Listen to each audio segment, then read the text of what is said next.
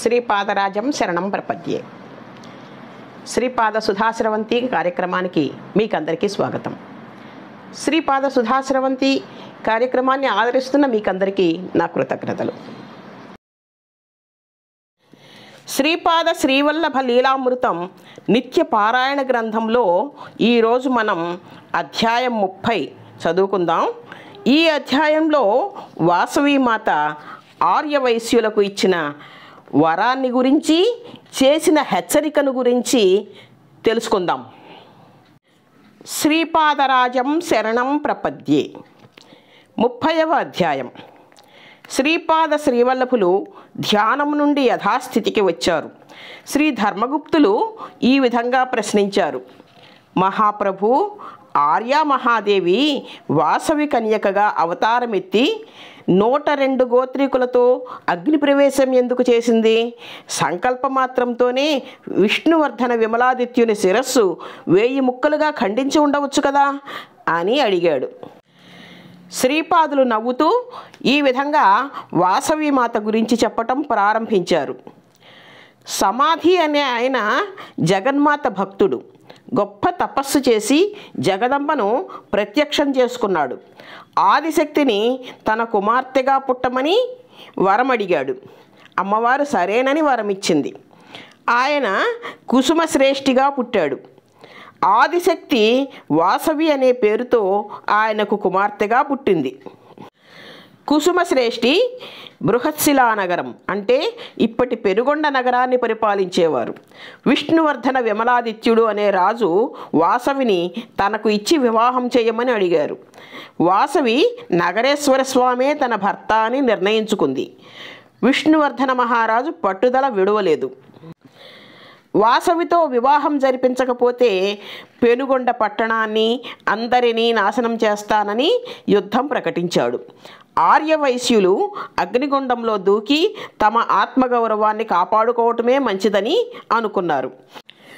వాసవి తన తల్లిదండ్రులకు, తన గోత్ర సంబంధీకులకు ఆర్యా మహాదేవిగా దర్శనమిచ్చింది. ప్రచండమైన ఆ తేజోరూపాన్ని దర్శించలేక చాలామంది మూర్ఛపోయారు. అంబిక తన తేజోరూపాన్ని ఉపసంహరించుకొని మామూలుగానే ఎప్పటిలాగానే వాసవి కన్యకగా కనిపించింది.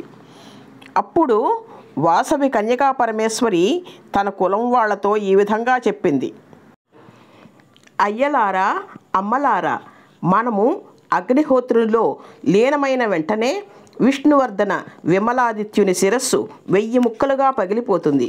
మీరందరూ వైశ్య కులానికి అధిదేవత అయిన నగరేశ్వర స్వామిని ఎప్పుడూ మనసులో ఉంచుకోండి.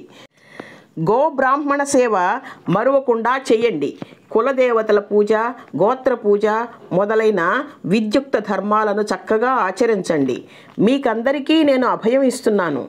మీరు మీ నియమ నిబంధనలను నేను చెప్పినట్లుగా నెరవేరుస్తూ ఉన్నట్లయితే నా కాలి అందెల రవళి మీ గృహాలలో వినిపిస్తూ ఉంటుంది.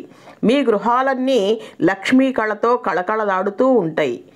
మీరు ఈ లోకంలోని సమస్త సుఖాలను అనుభవించిన తరువాత కైలాసానికి చేరి పరలోకంలోని సుఖాలు కూడా పొందుతారు అని వాసవీమాత చెప్పింది.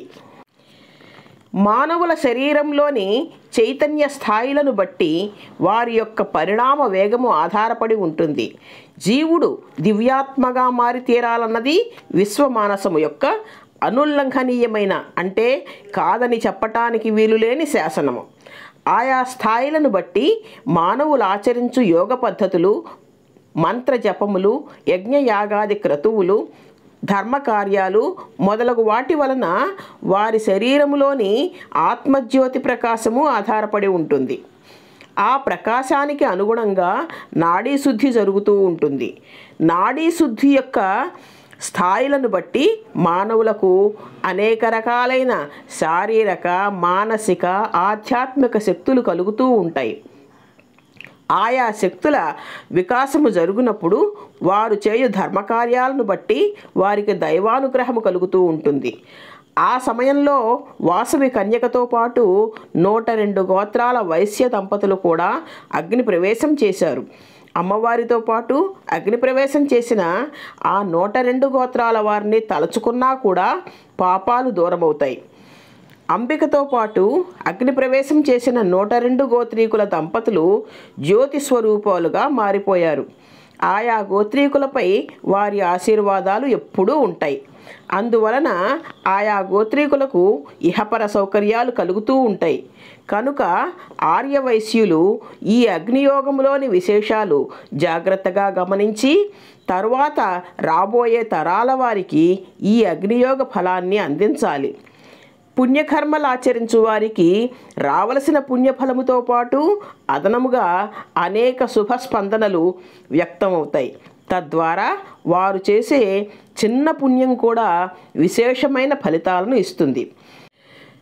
ఇది అంతా శ్రీ వాసవీదేవి అనుగ్రహము, అగ్నిప్రవేశ దంపతుల త్యాగ ఫలము అని తెలుసుకోవాలి.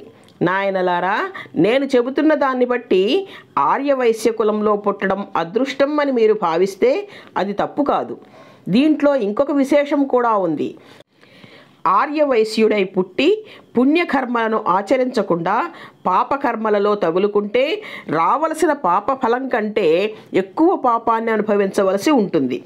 సామాన్య మానవులు పాపం చేస్తే వచ్చే పాప ఫలితం కంటే ఆర్యవైశ్యుడు చేసే పాపకర్మలకు వచ్చే పాప ఫలితం 1000 రెట్లు ఎక్కువగా ఉంటుంది. అందువలన 102 గోత్రాలలో పుట్టటం ఎంత శుభప్రదమైనదో అంత ప్రమాదకారి కూడా. కనుక చాలా జాగ్రత్తగా ఉండాలి. నేను వాసవి అన్నా చెల్లెళ్ళం. అనసూయామాత యొక్క అగ్నియోగం వలన జన్మించిన కవల పిల్లలం. మేము సంతృప్తి చెందితే సకల శుభాలు కలుగుతాయి. మాకు కోపం వస్తే అనేకమైన కష్ట నష్టాలు కలుగుతాయి. పీఠికాపురంలో నా సంస్థానం ఆర్యవైశ్యులచే నిర్మింపబడుతుంది. శ్రీ వాసవి కన్యక ఆలయం బాపనార్యుల వారిచే నిర్మింపబడుతుంది. ఇది పైకి విడ్డూరంగా కనిపించినా నేను వాసవి అన్నా చెల్లెళ్ళం అనే యథార్థాన్ని భక్తులు తెలుసుకుంటారు. శ్రీపాదులు ఈ విధంగా చెప్పగానే నేను మహాగురువులను ప్రశ్నించాను. మహాప్రభు, శ్రీ వాసవి కన్యక తమ దేవస్థాన పరిసరాలకు వెంకటేశ్వర స్వామి రూపంలో రమ్మని కోరింది కదా, దాని అర్థమేమిటో తెలపండి అని అడిగాను. దానికి స్వామి ఇలా చెప్పారు. నువ్వు శ్రీపాద శ్రీవల్లభ చరితామృతం రాస్తున్నావు కదా, దానిలో వ్రాసినవి నిజమని రుజువేమిటి అని ప్రశ్నించే మూర్ఖులు చాలామందే ఉంటారు. శ్రీపాద శ్రీవల్లభులే శ్రీ వెంకటేశ్వరులను రుజువేమిటి అని ప్రశ్నిస్తారు. దాన్ని రుజువు చేయటానికి వాసవి కన్యక ఆర్య మహాదేవి అవతారమేనని నిరూపించటానికి నేను బృహత్శిలా నగరంలో అంటే పెరుగొండలో నెలకొంటాను. ఈ విషయం శ్రీపాద శ్రీవల్లభ చరితామృతం వెలుగులోకి రాకముందే జరుగుతుంది. ఇది నా సంకల్పం. ఇంతమంది దేవతామూర్తులు ఉండగా నా వెంకటేశ్వర రూపమే అక్కడ ఎందుకు నెలకొల్పబడాలి? నెలకొల్పిన వారికి దాని గురించి ఏమైనా తెలుసా? ఇదే నా లీల. శ్రీపాద శ్రీవల్లభ సంస్థానం ఎలా ఏర్పడుతుందో, శ్రీపాద శ్రీవల్లభ చరితామృతం ఎలా వెలుగులోకి వస్తుందో సంస్థానం స్థాపించిన వారికి తెలుసా? అమాయక చక్రవర్తులను, మూర్ఖ చక్రవర్తులను అడ్డం పెట్టుకొని నా కార్యాలను నెరవేర్చుకోవటం నాకు ఒక వినోదం.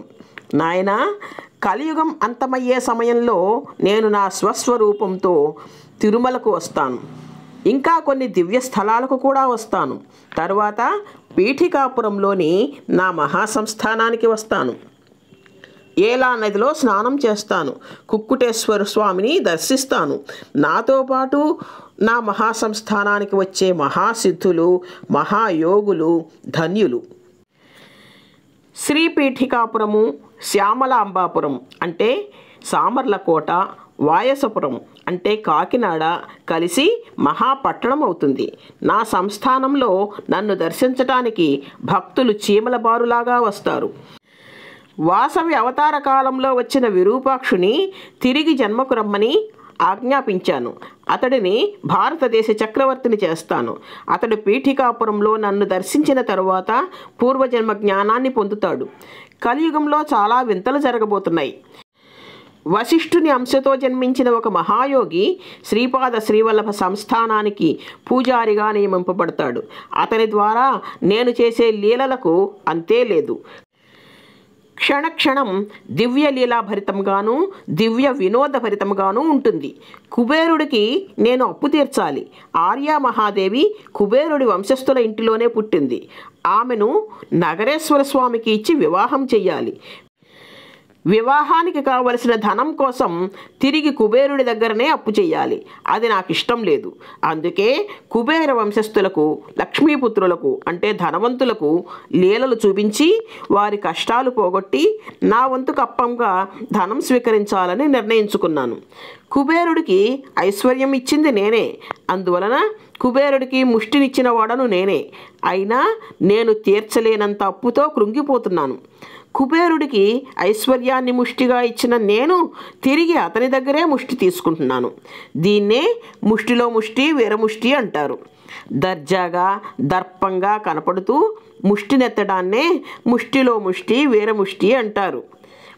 అలా చెబుతున్నప్పుడు శ్రీపాదుల వారి దివ్య మందహాసాన్ని చూడటానికి 1000 కళ్ళున్నా చాలవు, 1000 జన్మలైనా చాలవు.